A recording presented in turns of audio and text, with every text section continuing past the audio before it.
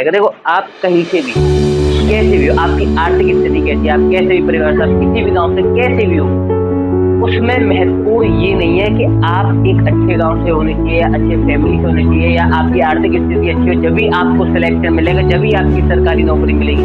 नहीं, इसमें कुछ भी नहीं मतलब रखता है। महत्वपूर्ण ये बात है, ज्यादातर बच्चों का क्या होता है कि उनका सिलेक्शन कैसे रुकता है पता है? उनका सिलेक्शन रुकता है मैथमेटिक्स की वजह से। नहीं हो पा रही है मैथ्स की प्रैक्टिस, नहीं हो पाती है, मैथ्स निकल नहीं पाती है ना, और मैथ्स में बहुत सारे डाउट रहते हैं, मतलब मैथ्स को क्लियर नहीं कर पाते हैं। उन बच्चों के लिए मैंने हमेशा मैंने पहले भी एक फॉर्मूला बताया था कि आपको सिर्फ ये याद रखना है। क्या? ये फॉर्मूला आपको याद रखना है, learn, practice, revision. Learn, practice और रिवीजन, इसको आपको याद रखना है बस। कि आपको लर्न यानी कि उसको सीखना है, पहले सीखने के बाद में आपको उसकी प्रैक्टिस करनी है और फिर रिवीजन करना है ना। प्रैक्टिस करने के बाद में आपको रिवीजन करना है। आप सिर्फ इतना याद रखो, आपकी मैथ्स बहुत अच्छी हो जाएगी। और सुनो, दूसरी चीज मैंने क्या बता रखी है कि एक होता है बेटा कंसेप्ट। क्या होती है? कंसेप्ट। और सेकंड बेटा क्या होता है? सेकंड होता है बेटा आपका कंसेप्ट होता है, और दूसरा होता है रट्टा मारना। अब देखो सुनो, सबसे बड़ी बात, मेरी बात सुनो ध्यान से, कि एक होता है कंसेप्ट को क्लियर करना, उसे सीखना, है ना। क्या करना? सीखना, समझना। सीखना कह सकते हो या समझना कह सकते हो, समझना, है ना। तो एक होता है समझना और एक होता है रट्टा मारना। आप 12th तक स्कूल लाइफ में अब तक जो भी सीख कर आए, डजंट मैटर, आपने सीखा नहीं सीखा, वो आपको याद है नहीं है, कोई मायने नहीं रखता है। क्योंकि अब तक आपने जो स्कूल लाइफ में सीखा ना, वो आपने समझा नहीं है, वो रट्टा ही मारना सिखाता है। 12th तक बच्चे सब रट्टा मारते हैं क्योंकि उसमें कोई वो नहीं होता। उसमें क्या होता है, सिर्फ आपको पास होना है बस आपको एक नंबर लेकर आने हैं क्लास में, और कुछ भी नहीं। तो आप स्कूल लाइफ में रट्टा ही मारते हो। समझना तो बहुत दूर की बात है, समझना तो आपका 12th के बाद का होता है। आपने क्या किया डजंट मैटर, है ना। तो देखो, अब आपको अगर सिलेक्शन लेना है, सरकारी नौकरी पानी है, तो आपने अब तक जो स्कूल लाइफ में करा है ना, उसको छोड़ना पड़ेगा पूरी तरीके से।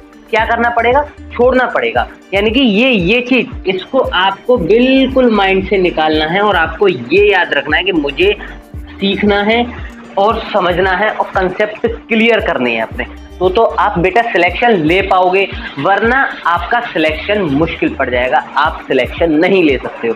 अगर आपने इन तीनों को फॉलो कर लिया और कंसेप्ट क्लियर कर लिया और सीख लिया, समझ लिया, तो आप कर लोगे, आपके सिलेक्शन के 100% चांसेस हो जाएंगे। देखो सुनो, मेरी बात सुनो ध्यान से। आपको क्या करना है कि सबसे पहले ये देखो कि आपने अब तक क्या किया। कहने का मतलब ये है कि जब आप अपने सिलेबस को उठाओ, तो सबसे पहले उसको सीख लो पूरा। उसे खत्म करने के बाद में, प्रैक्टिस साथ में लगाने के बाद में उसका रिवीजन करो, ठीक है।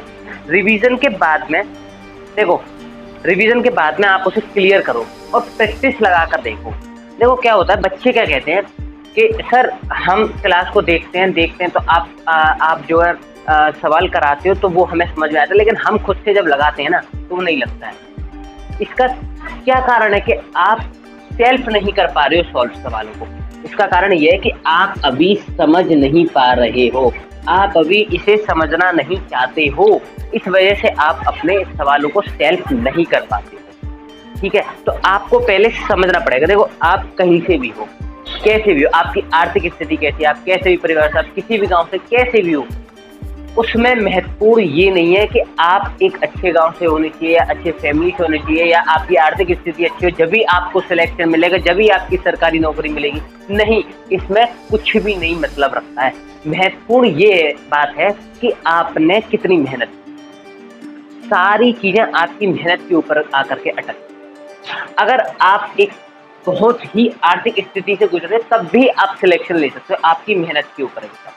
अगर आपने एक कंसिस्टेंसी के साथ में, रेगुलरिटी के साथ में अपनी स्टडी को कंटिन्यू रखा, तो आप सिलेक्शन ले लोगे, आपका सिलेक्शन हो जाएगा। आपके सिलेक्शन के 100% चांसेस हैं, है ना। तो आप ले सकते हो। जितने भी बच्चे सरकारी नौकरी निकालते हैं, जितने भी IAS IPS अधिकारी, सारे टोटल उनकी आर्थिक स्थिति, उनके बैकग्राउंड को देखोगे आप, तो आप यही कहोगे कि हाँ, स्टडी के लिए कोई भी फाइनेंशियल कंडीशन मैटर नहीं करती है, डजन मैटर बिल्कुल, ठीक है। तो आपको कोई दिक्कत नहीं है, आप सिर्फ एक कंसिस्टेंसी के साथ में पढ़ते हैं, आपका सिलेक्शन हो जाएगा। बस आप लर्न, प्रैक्टिस, रिवीजन, कंसेप्ट समझना जरूरी है, ठीक है। तो इतना आपको करना है। इतना करने के बाद में सिर्फ आपको रिवीजन लगाना है, कंसेप्ट करना है। अब आपकी रहती है बात किस चीज़ के साथ सिलेक्शन होगा या नहीं होगा। होगा, बिल्कुल होगा, बिल्कुल होगा, ज़रूर होगा। देखो, आपके सीखने के बाद में 99% चांसेस होते हैं कि आपका सिलेक्शन हो, बाकी आपका 1% रहता है। तो वो तो आपकी मर्जी है, वो तो आपके ऊपर है कि आप 1% में आते हो या 99%। It's up to you.